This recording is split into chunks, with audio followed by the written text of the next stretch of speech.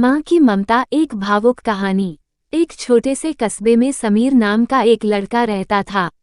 बचपन में ही पिता की मृत्यु हो जाने के कारण परिवार की आर्थिक स्थिति बड़ी दयनीय थी। समीर की माँ कुछ पढ़ी लिखी जरूर थी, लेकिन उतनी पढ़ाई से नौकरी कहाँ मिलने वाली थी।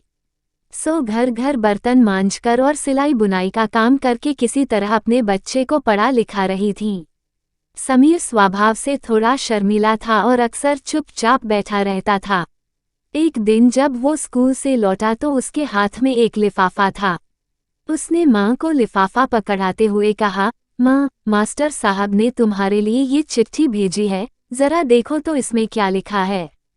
माँ ने मन ही मन चिट्ठी पढ़ी और मुस्कुराकर बोली, बेटा, इसमें लिखा है कि आपका बेटा काफी होशियार है।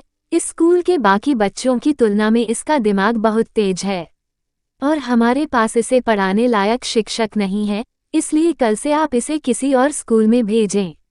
यह बात सुनकर समीर को स्कूल न जा सकने का डर तो हुआ, पर साथ ही उसका मन आत्मविश्वास से भर गया कि वो कुछ खास है और उसकी बुद्धि तीव्र है।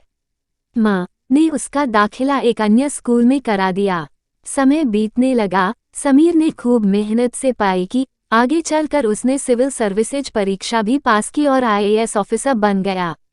समीर की माँ अब बूढ़ी हो चुकी थी और कई दिनों से बीमार भी चल रही थी और एक दिन अचानक उनकी मृत्यु हो गई। समीर के लिए ये बहुत बड़ा आघात था। वह बिलख बिलख कर रो पड़ा। उसे समझ नहीं आ रहा था कि अब अपनी माँ के बिना वो कैसे जिएगा। रोते रोते ही उसने माँ की पुरानी अलमारी खोली और हाथ में उनकी माला, चश्मा और अन्य वस्तुएं लेकर चूमने लगा।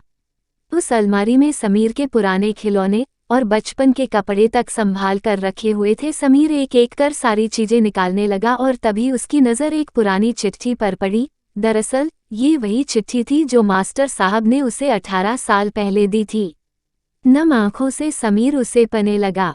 आदरणीय अभिभावक, आपको बताते हुए हमें अफसोस हो रहा है कि आपका बेटा समीर पढ़ाई में बेहद कमजोर है और खेल कूद में भी भाग नहीं लेता है।